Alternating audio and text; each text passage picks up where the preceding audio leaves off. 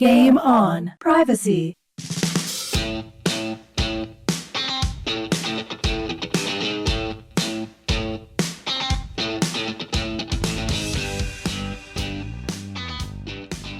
Welcome to Game on Privacy, the podcast where we explore people, ideas, and innovation shaping the future of privacy and security. Today we're excited to bring you the Founders Edition of Game on Privacy, featuring Sanjay, Saini, and John Liu, the co-founders of Privaini. We'll dive into the origins of Privaini, how it came to be, the vision that drives it, and the challenges that set out to solve in an increasingly complex privacy landscape. We'll also get to know Sanjay and John on a more personal level.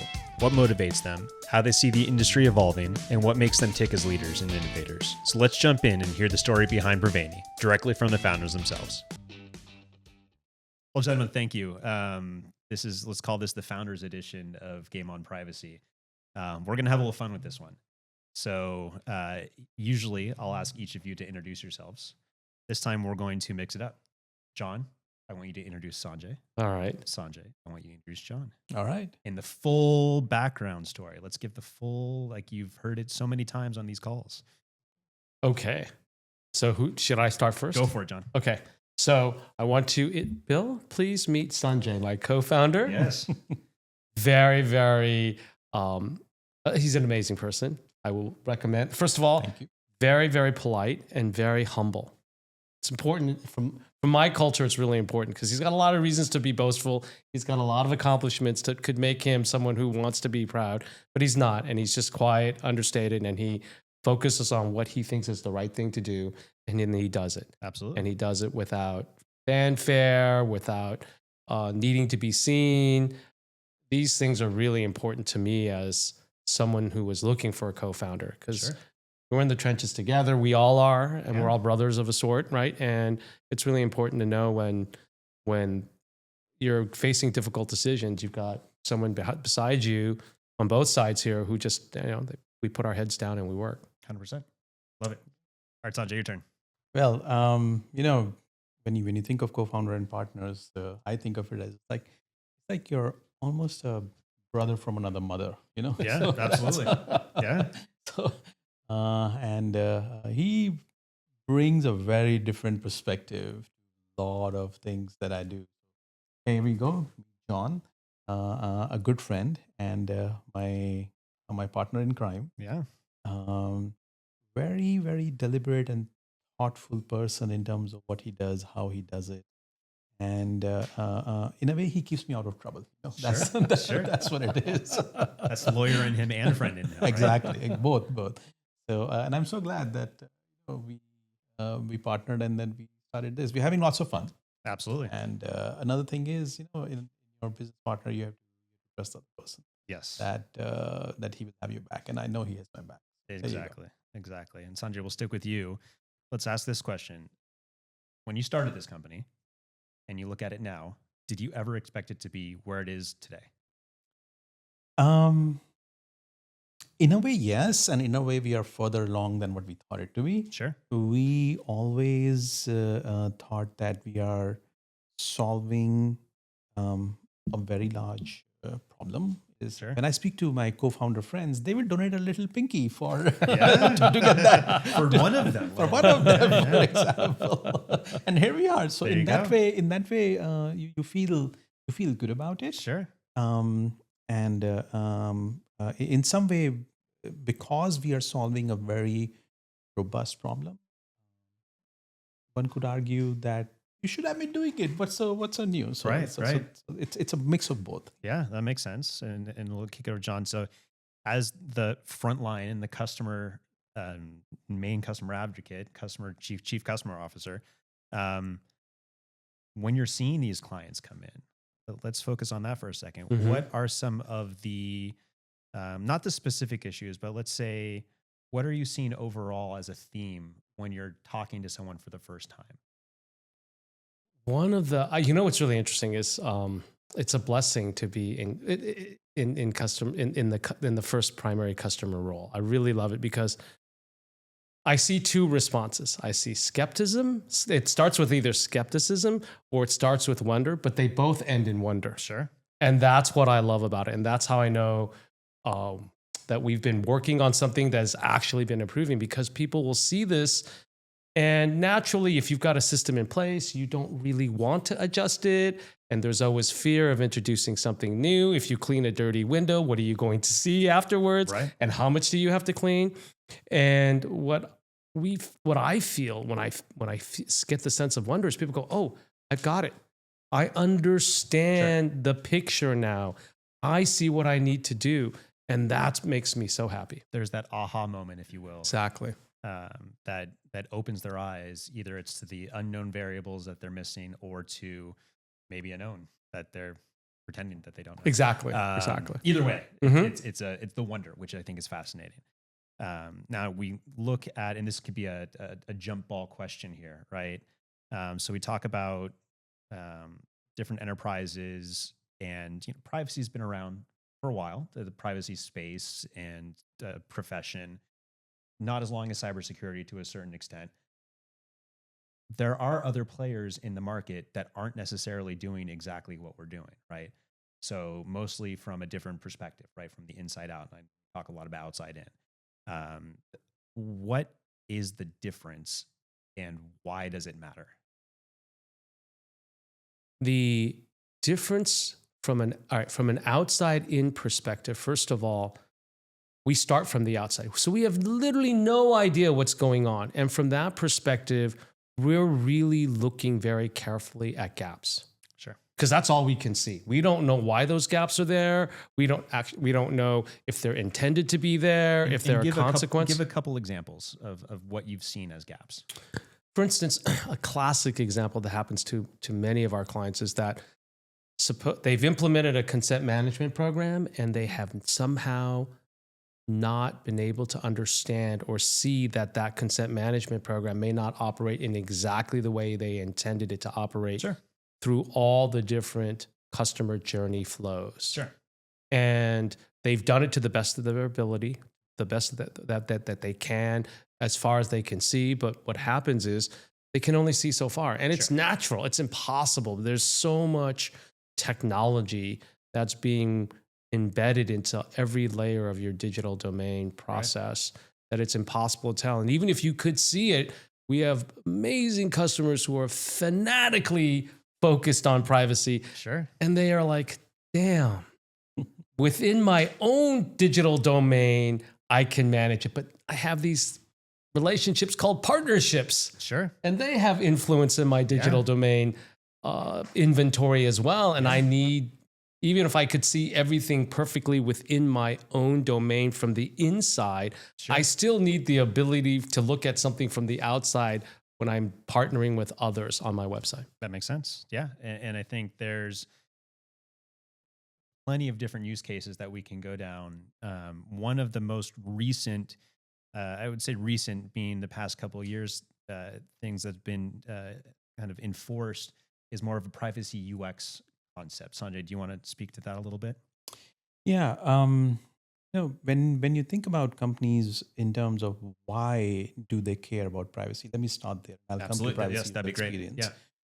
They do it for two reasons. Primarily, one, they genuinely want to provide the best data privacy to their consumers and people that I've met with, almost 100% they come from that thing. Right. Secondly, they also do want to comply with the law. Sure. Because it's a legal requirement. Right. These are the two primary reasons why an enterprise will invest in a privacy. The first part, they do it through various security technologies, etc. Right.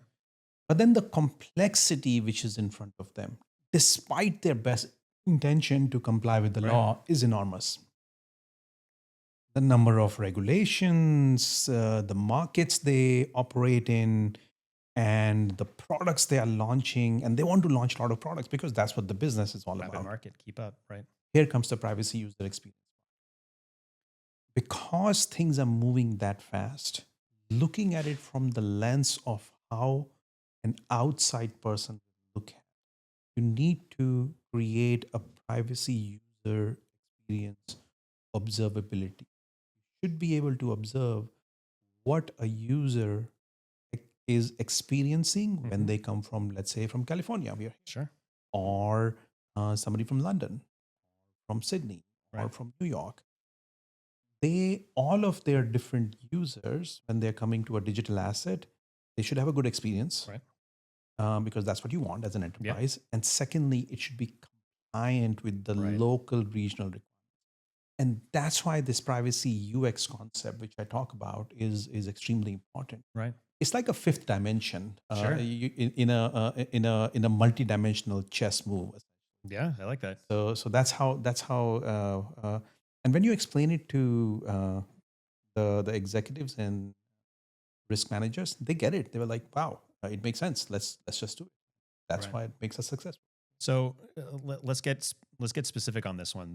We've talked a little bit in the office and around the water cooler about the Honda case.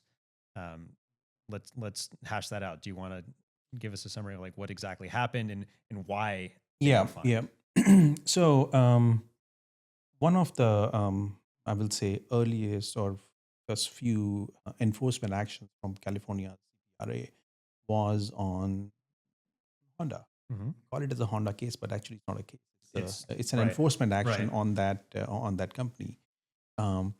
And it was personally, it was surprising for me in a couple of angles that it's a automobile giant, not a they're not like a retail or a social media company Sure. like that.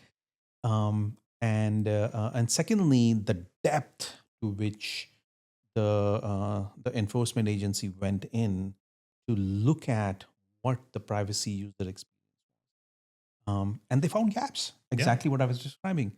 And when you read through what was articulated by California Enforcement Agency, earlier it used to be that the company has to comply with the letter of the law. Then the next phase was you have to not only comply with the letter of the law, because people were sidetracking it Sure. intentionally or unintentionally. So you have to comply with the intent of the law, what Okay. was intended to be, that thou shalt keep your consumer data private. Makes sense. Simple that. Now it's the next phase. You have to comply to the effect of what you are doing, and does that meet the Sure. requirement? I'm paraphrasing, but if you read Sure. what California that enforcement action came out, it is practically that letter of the law is no longer important. Right. Intent of the law is absolutely required, but we are going to look at you from the effect to the Right. consumer Yeah. of your action. Sure. And that's what is unique about this particular enforcement action. It actually zooms in into what the enforcers are looking for now. Right. They're looking it for how is this particular user journey is impacting the consumer, and is this the right thing or not? And Sure. if not, here comes the enforcement. Makes sense. Yeah. Well, John, I'll kick over to you with the question. I think AI is in every other startup these days, and every other word that comes out of Silicon Valley. How are AI policies that are coming on board and that we're going to see in the future, how is that going to impact privacy as you see it? Well, I guess in a pithy way, I would say privacy is, you have to solve the privacy problem if you want to scale your AI Sure. data, I right? like that. Yeah. And so it is a threshold issue. You really need, we've discussed this before, right? I mean, at some Sure. level, privacy is all about getting consent in an informed way. Right. And that the amount of disclosure, the scope, the duration, where you're storing the data, how you're using it, all that stuff comes into privacy. And it is the foundation, I think, that will be in some ways the foundation of your information governance system from which you can launch your AI. And so there's this interface between what is a privacy signal at Privaini and what is an AI signal. But they sit on top of each other. Yeah. And we work to make sure that our signals are calibrated across both of them, and they're both meaningful. So they're both providing exclusive impacts. So they're Sure. mutually exclusive, collectively exhaustive kind of thing. Sure. All right, that makes sense. So we're gonna have some fun with one of the last questions here. We're gonna go with, as people have gotten to know it, friends and co-founders have gotten to know each other for a while now. We'll start with, I think, John, you introduced Sanjay first. So Sanjay, you can go with John now. What's one thing that you did not know about John that you now know, and that is a fun fact that we can share on the podcast? He loves peanut butter. I can verify this. This is true. Like, he can eat insane amount of peanut butters in any given Sunday. Spoonful. Yes, I do. So that's a bit of a fun fact. That is a fun fact. I like that. There are a lot of other small things, but I think when I say the what comes on top of I mind, like that. that's bam. That's what just strikes onto it. I love that. Right off the top of your head. All right, John, how about you? Mine is also food driven, but I've realized that if there is a brilliant bakery or cakery anywhere in the Bay Area, his nose will go up in the air and he'll sniff and he'll like, there's something good over here. And he goes and seeks it out. So you can see we're built on a food culture. Exactly. It is right. It is true. Well, any closing remarks from either of you on this founding edition of Game on Privacy? Well, first of all, I wanted to say thank you for organizing this. I think Game on Privacy is a great idea. You're doing a great job with it. We're really pleased to be on here.